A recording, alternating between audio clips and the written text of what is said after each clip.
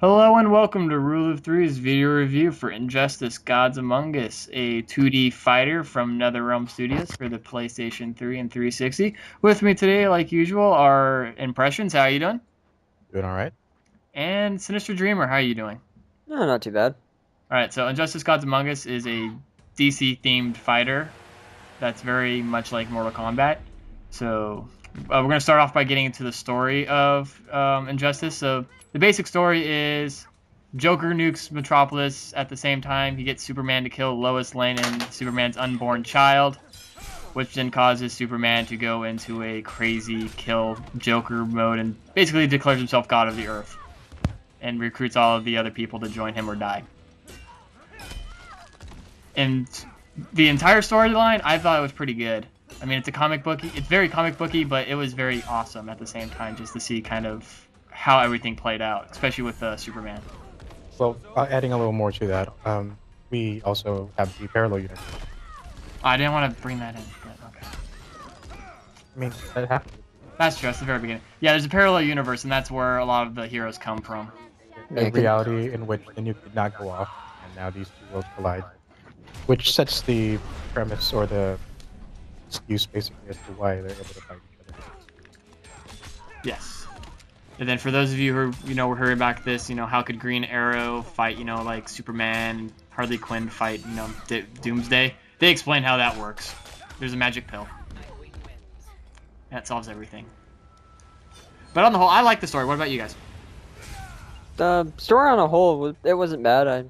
I enjoyed it. It was kind of nice to see, the DC heroes being able to do something besides just, sit in a comic and be like, oh yeah, I'm good at this, but, I can't do anything else. Impressions? I actually was wondering whether or not this story was inspired by a comic, because that's pretty much what it seemed like to me, or like a graphic novel, or at least something similar. There's nothing like this. I mean, the basic premise when they were interviewing Ed Boon was, who would win in a fight, Superman versus Batman. Hey, let's make an entire game based off that. Pretty much. DC Comics just kind of gave him, NetherRealm and DC worked on the story.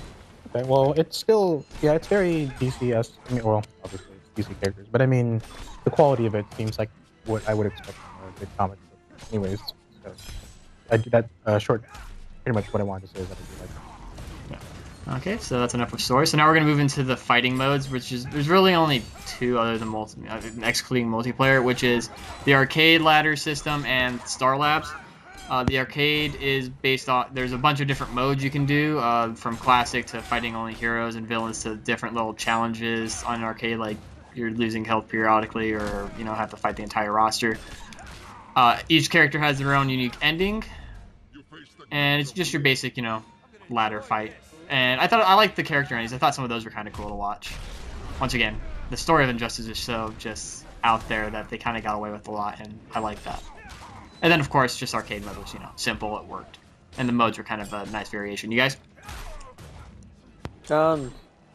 Really, I didn't do much on the other modes. I did single player and then played with a few friends on the multiplayer, and that was about it. Impressions? I agree with what you said as far as the liberties they're able to take, because it is, well, I guess now that I realize it's non-canon, obviously, and it gives they were able to get away with a lot, and that finally, pretty much where the comics aren't willing to go, this game went there. Yeah. Much. So Okay, and then that's a huge plus in my opinion. yeah, and the other mode is Star Labs, which if you played the new Mortal Kombat, it's basically the challenge tower. You're given a bunch of mission with a character, except it's character based. So each character has a set of missions that you do, and then you just do them, and you get stars, and then you unlock stuff. It was okay. Once again, they just kind of messed with the whole premise of Injustice with the story version of the challenges, and they were kind of fun. Some of them were kind of eh. They were. I say that Star Labs were a little half-assed. Yeah, I mean, that's a good way of putting it. some of them were like just a standard fight with many objectives, but at the same time, there's one of them that says, "Oh, you get to fight Doomsday, and make sure make sure you keep him away." But it's actually just a mini game instead of a full-on fight. Sinister, did you do any of the Star Labs? Synyster, you there? I didn't touch much except for the multiplayer and the single player, and that was it. Okay. Well then, we'll get into multiplayer in a little bit. So that's it for the modes, and now we're gonna get into the gameplay. And obviously, combat is the entire gameplay. So here's your basic high, low, mid attack, and then circle. I forget what is circle. Oh, circle was a special ability. Character ability, yeah. Yeah. You can chain these into combos and dash forward and do fun stuff with it. Once again, since it's done by another round, it's very similar to how Mortal Kombat was. Except I felt it was a little quicker paced than Mortal Kombat and a little bit more spammy to some extent. And I like the basic combat. I thought it flowed very well with certain characters. I'll get into that and why that worked later. But what about you guys? What about just the basic combat? Combat-wise, it was okay, but I kind of didn't like it because it just felt too much like a button masher. And really, the fact that it's like when I think of a fighter game, I think of okay, get combos down and you'll be able to block something, but yet you don't get face rolled by the other person. Impressions? You know me, I like button mashing. So this game was very much my speed. I do know enough about fighters to know that it is obviously is weak by comparison. It's harder to, it's less intuitive, and it's much harder to string combos than you would in a typical like Marvel vs. Capcom type scenario. However, for the purposes of the story, for the purposes of like their target audience was, I think it was fun. Especially with such a variety of characters, it made it easy to play them. Alright, and then the next one is specials. Each character has a list of specials, as well as the circle button, which activates a special ability that is character specific and does different things depending on that. I like the special attacks for each character, and the special abilities. Some of them were like, and I didn't see a point to them. Where others I thought were overpowered, like Doomsday's. Doomsday's I thought was ridiculous. I actually never saw Doomsday. I never let him land it. So. You never let him land his circle ability that he used? Circle or the circle, not his normal, not his. Oh, which one was it? That's he's invulnerable to damage for like. Oh, okay. Forever. One. Yeah, because I'm trying to think of it as like the Doomsday's the circle ability, which is just a 30-second, at least most times it was 30-second ability. That negated damage. Yeah. Where you have like Harley Quinn, which is a random thing and you don't know what it'll do, and it'll blow up in your face, or very slight attack bust. I just felt like some of the special, like the circle character abilities, some of them were really overpowered, and some of them were useless. I felt they could have done those a little better. Yeah. But otherwise, I thought their special attacks were kind of cool. Very character-esque of the DC characters, their specials. Like Green Arrow. I like Green Arrow's attacks. Those were fun. Actually, I was gonna bring them up later. I actually did really well with it. Yeah. So we'll get into our favorite characters later. And then, of course, the last thing is finisher attacks. Once again, like Mortal Kombat, these are very similar to how X-ray attacks work. You fill up a bar, and then you push 2 buttons, and then you'll do a super awesome attack that will do pretty good sized damage. Once again, they're all character specific, depending on that superhero. And the animations I thought were really awesome for every character. Yeah, the animations that they did for the super attack was pretty cool. It's like it really felt like it was that character's special ability, with either being just like Shazam's throwing you up in the air, punching you around, and then slamming you back in the ground, or I like Batman's one with the running you over with the car. I guess I was unimpressed by Batman's in particular because I guess his involved powers, so it's less stylish. Alright, and the next one I want to get into is the environment. So this is one of probably the coolest things that I think they did, which is there's certain objects in the background and in the environment you can totally use in combos or throw at enemies or do really bounce off of and kind of mess with what's around. And I enjoyed doing that. I like being able to, grab, a machine gun that's in the background and or kick somebody back to, a character in the background that will, bounce them back for some more comboing. I thought that was a really cool addition to a fighter. Yeah, the whole adding it's not really destructible, but you know, interactive environment. Yeah. It's kind of cool being like, okay, well, you're at like Bruce Wayne's manor and you're kicking him off the fountain and it starts crumbling. You keep doing it until it crumbles apart, or you know slam him against a car, or you know, one of my favorites was when you go to the watchtower and you send the jet off by igniting them on fire. Yeah, that was kind of cool. Impressions? Those the interactive ones. I like that you can spam them sometimes, Yeah. and sometimes inexplicably they come back in between runs, confusingly enough.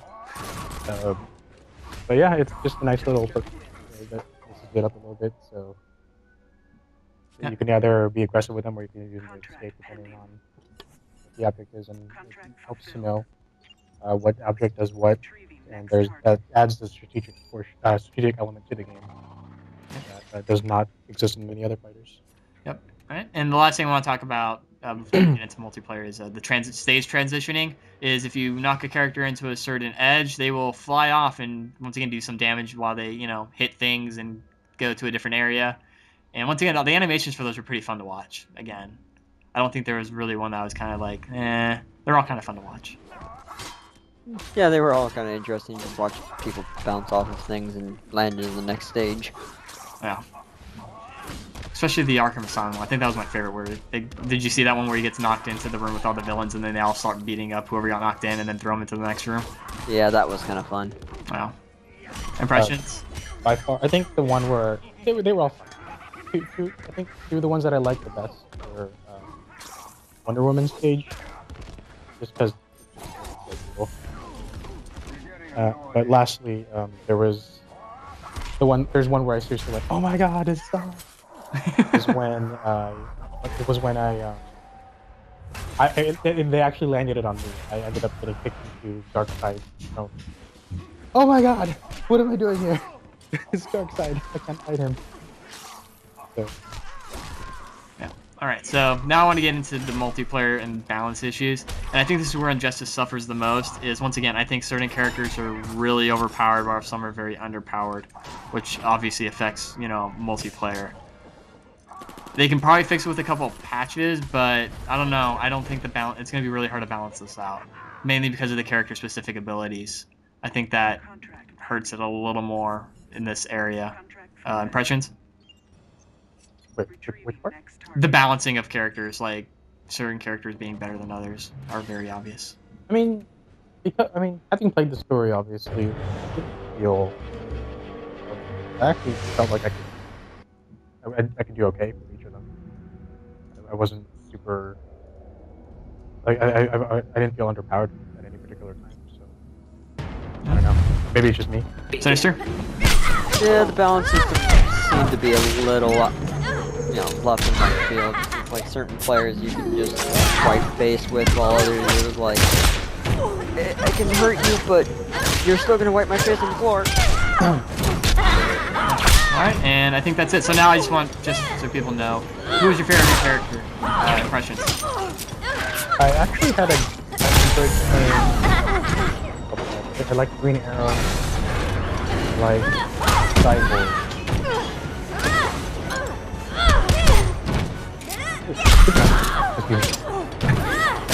Synyster, what's your favorite character? Green Arrow was my favorite. Just some of the witty comments and then just stuff like you can plug away just at range. You're like, stay back. I'm gonna be different. I like Deathstroke. I thought Deathstroke was pretty fun. Mainly because I figured him out. I think also because of what I mentioned earlier, as far as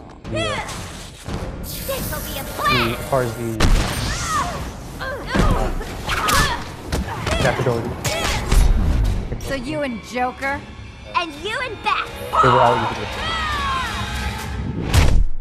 Alright, so I think so. Now we'll go into scoring. So here at Roller 3, we do not use a number system because we find numbers arbitrary. Instead, we use a buy, rent, pass system. A buy means we think it's worth the full price on release because it's just enjoyable and fun to play, and there's just no reason not to buy it. Rent means, it was okay. Wait for it to go down in price. It's not quite worth the, $60 or however much it costs. Like, wait for it to go used or something. Or rent it from Gamefly or something. pass means give it to Superman, and he'll just, you know, destroy it with his laser vision or something. So, Synyster, why don't you start off this one? I'm giving this game a pass. Just Begin. for me, it just didn't feel like it was a real fighter. It just felt like another here, you know, button mash, you know, go with your normal strong superheroes to wipe the face. Impressions. I give it I like it. It was fun. It's fun. Alright. Probably I think that's what it is. I like it. And I also give it a rent. I love the story mode. I think that's the strongest point of this game, as well as, you know, being able to use, you know, the abilities of the character. But the balancing issues and some of the character-specific traits kind of annoyed me. So I think it just wasn't as strong as a fighter as I wish it was. But still, you know, it's still a fun game. So there you have it. You have a patch from Synyster and a rent from both Impressions and me. Thanks for listening. So this is the last one, or this one will be good for, or if you leave a comment below, it will actually not be good for the Metro. It will be good for our next giveaway, which is going to be a combination giveaway of 2 games that I haven't decided yet by the time this goes up. It'll probably be Last of Us and something else.